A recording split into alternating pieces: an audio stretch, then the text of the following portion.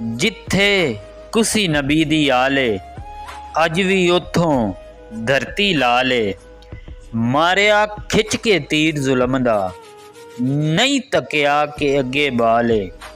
उम्मत हथों करबल अंदर मिट्टी रुलिया अकबर ला ले। ए मौला दे लहू दा रंग ए मौला दे लहू दा रंग जिस थी दीन दा मुखड़ा ला ले।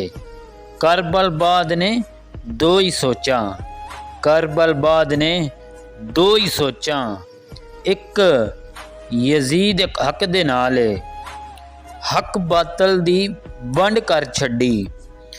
तेरा ए शबीर कमाल हुण इस्लाम नू सत्ते खैरा जामन जो ज़ारा दा लाल।